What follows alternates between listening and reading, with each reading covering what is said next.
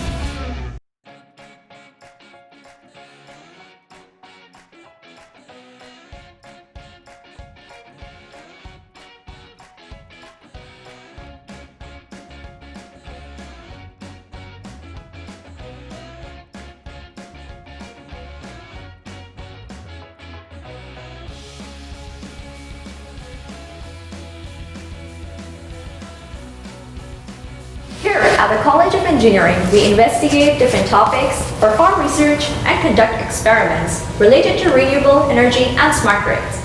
Would you like to join us and be a part of an exciting future?